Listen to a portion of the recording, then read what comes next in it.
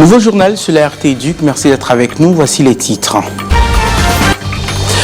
Plus question d'avoir des diplômes sans compétences et les combats que mène la structure Funzo à travers la campagne qu'elle a lancée le mardi dernier dans la ville de Beni, province éducationnelle du Nord Kivu 2. Et puis, 29 ans après, la République démocratique du Congo se souvient ce mercredi 8 juin 2025 de la deuxième pire catastrophe aérienne du continent qui s'est déroulée à Kinshasa, appelée accident des types K. Nous ferons un retour sur le fait dans ce journal.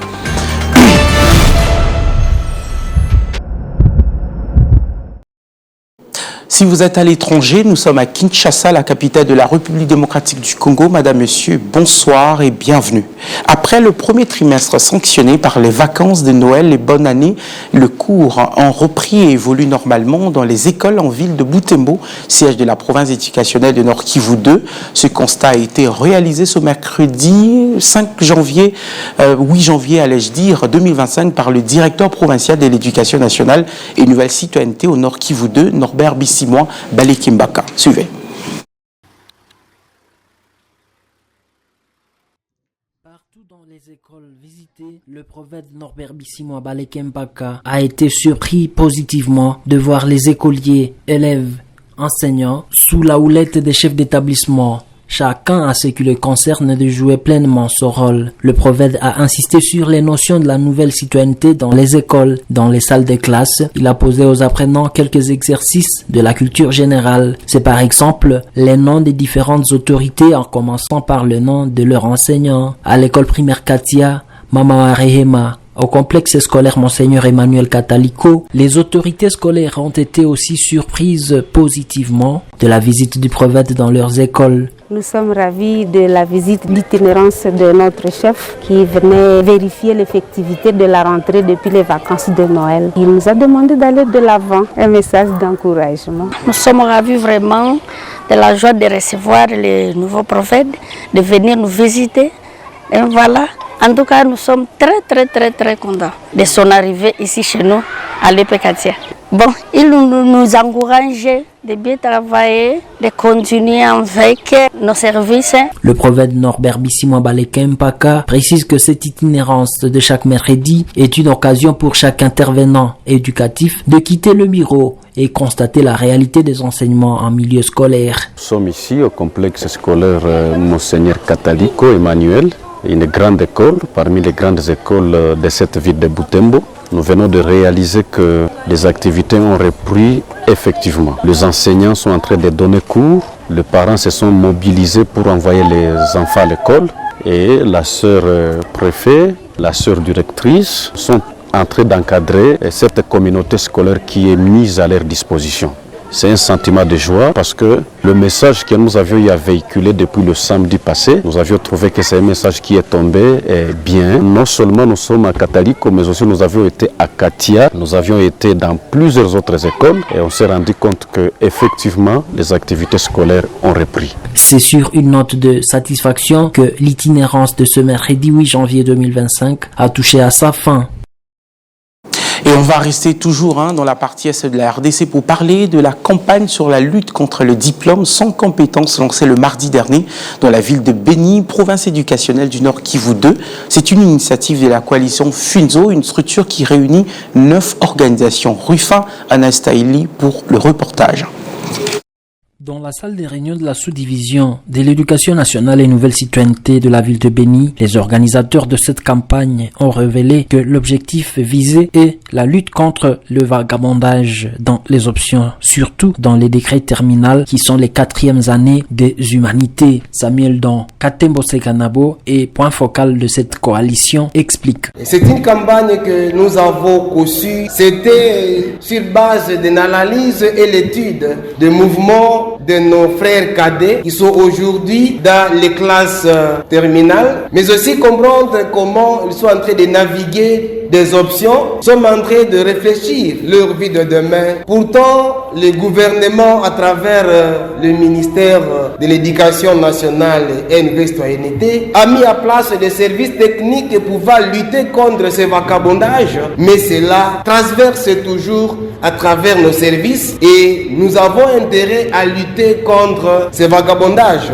Le patron de la sous-division de Béni a reconnu que ce phénomène est réel dans la ville de Béni. Kambale Kibonge Robert. Cet effet criant que nous vivons dans notre milieu et qui nous a déjà créé des conflits avec certains parents pour les fêtes de manifester notre refus pour que son enfant puisse monter de classe sans pouvoir réussir. Après avoir échoué 2 fois ou 3 fois, constaterez que les candidats arrivent pour dire que moi je n'aimerais plus faire la mécanique ou l'électricité et compte faire la nutrition. Il se trouve que c'est là où c'est facile. Précisons que de plus de 250 écoles secondaires de la ville de Béni, 24 ont été prises comme échantillon. Les parents et tous les partenaires éducatifs seront en conférence débat pour discuter autour de cette problématique. La campagne couvre toute l'année civile.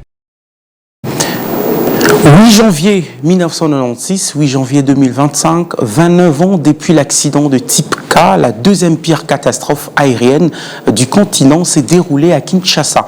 Athénée, pour la petite histoire, un avion Antonov surchargé s'est écrasé en plein marché un lundi matin avant d'exploser. La Croix-Rouge à l'époque a été plus que débordée par les événements. L'on parle de 200, 348 voire 500 morts selon les témoins de ces drames. Le bilan officiel renseigne que 237 personnes ont perdu la vie ce matin-là en pleine crise économique. Retour sur le fait avec nos confrères de Télé 50. Il y a 29 ans, le 8 janvier tombait un lundi, avec toute la crise que traversent généralement les ménages après les fêtes, coïncidant avec l'économie du pays qui échappait de plus en plus au maréchal arrivé au soir de son règne sans partage de pratiquement 30 ans. Des commerçantes courageuses, déterminées à arracher quelques billets aux clients grâce à leurs différentes épices revendues en détail, sont là depuis les premières heures du matin en train d'étaler en désordre leurs produits, comme dans tout bon marché quinois qui se respecte. Le marché type K, puisque c'est de lui qu'il s'agit, est voisin à l'aéroport de Ndolo, le deuxième plus important de la ville après Ndjili. Selon les témoins, encore aujourd'hui, un surprenant coup de tonnerre attire l'attention du public vers le ciel. La foule y aperçoit l'avion zigzagant de manière inhabituelle, panique et se met à fuir, se réfugiant dans un complexe festif à proximité. Les nombreuses personnes, des vendeuses et des clientes pour la plupart, qui n'ont pas été promptes à réagir parce que, attachés à leurs étalages, ont vu tomber sur leur tête cet Antonov avec l'hélice encore en activité. Des cris d'horreur suivis d'une immense explosion, puis d'un incendie encore plus catastrophique. C'était l'enfer en plein jour à Barumbu. Les forces de l'ordre, la Croix-Rouge, toutes les interventions ne sont arrivées que trop tard pour ramasser les morceaux de chair baignant dans du sang, de l'huile, de l'essence. Chacun avance ses chiffres, mais jamais en dessous de 200 morts, tandis que certains parlent même de 500 disparus ce jour-là. Et aux âmes des illustres disparus, tout à fait autre chose, les agents et cadres du secrétariat général aux personnes vivant avec handicap et autres personnes vulnérables ont retiré le mardi 7 janvier dernier leur notification auprès du secrétariat général du ministère des personnes vivant avec handicap. Cet acte vient sceller définitivement le début du travail au sein de cette administration. La cérémonie s'est déroulée au cabinet de la ministre déléguée Irène Essambo dans la commune de la Gombe. Suivez. C'est officiel. Le secrétariat général des personnes vivant avec handicap et autres personnes vulnérables PVH-APV est désormais effectif sur toute l'étendue de la République. Sur instruction de maître Irène Essambo Diata, ministre sectoriel, les agents et cadres du secrétariat général au PVH-APV admis sous statut par l'École nationale d'administration ENA en sigle ont retiré leur commission d'affectation auprès du secrétaire général François Kassanda. Cet acte vient sceller définitivement les débuts du travail au sein de cette administration publique. Un motif de satisfaction pour les nouveaux agents et cadres. Le sentiment de satisfaction, comme vous l'avez dit, ça a été une longue procédure et aujourd'hui, nous sommes à la fin. Nous venons de recevoir nos documents administratifs qui nous donnent le droit à être fonctionnaire et travailler dans cette administration. C'est ça. Bon, vous l'appelez, c'est une nouvelle administration. il y a beaucoup de matière. Donnez-nous le temps de nous mettre au travail et nous allons nous donner de meilleur de nous-mêmes sur terrain. Et vous allez juger sur le travail, comme on dit, on juge les maçons à la fondation de l'immeuble. D'emblée, il y a beaucoup à faire et on se donne le rendez-vous. D'abord, un sentiment de joie. Nous profitons d'abord pour te remercier le président de la République.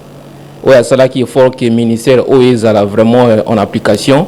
Concernant les agents et cadres qui se trouvent à l'intérieur du pays, François Kassanda a fait savoir que leurs commissions d'affectation sont disponibles et peuvent déjà passer les retirer en utilisant la même voie comme lors de leur identification.